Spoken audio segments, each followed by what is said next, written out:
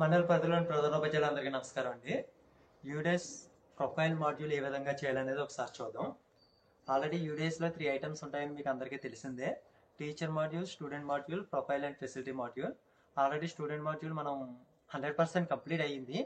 అది ఇంచుమించు ప్రతి అకాడమిక్ ఇయర్ అంతా జరిగే ప్రాసెస్ కాబట్టి అది ప్రాబ్లం లేదు. టీచర్ మాడ్యూల్ ఆల్రెడీ నిన్న మొన్నట్లో మనం కంప్లీట్ చేసేసాం. ఇంకా 2-3 స్కూల్లో టెక్నికల్ ఇష్యూస్ ఉన్నాయి. అవన్నీ కూడా మనం త్వరలో రిజాల్వ్ అవుతుంది. టీచర్ మాడ్యూల్ కంప్లీట్ అయిపోతుంది. ఇప్పుడు ఇమీడియట్గా మనకి ప్రొఫైల్ అండ్ ఫెసిలిటీస్ మాడ్యూల్ చేయవలసి ఉంది. ఇది ఏ విధంగా చేయాలనే చూద్దాం. మీకు ఇచ్చిన లింక్లో మీరు లాగిన్ అవ్వగానే ఈ విధంగా కనిపిస్తుంది.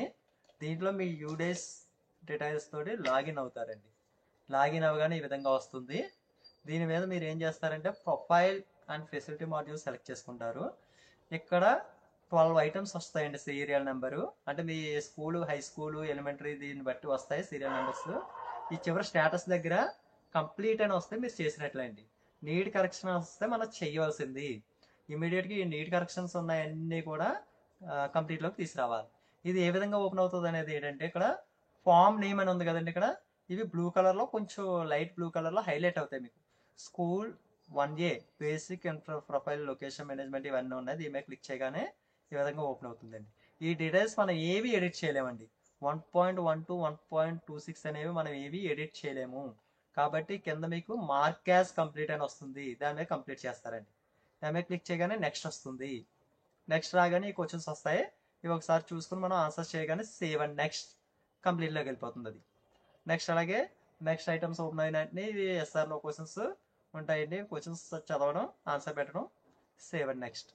అలాగే రిసిప్ట్స్ అండ్ ఎక్స్పెండిచర్స్ గురించి అడుగుతుంది. మనకి ఏ విధమైన డబ్బులు కూడా రాలేదు. ఇవన్నీ కూడా చూసుకుని ఒకసారి సేవ్ అండ్ నెక్స్ట్.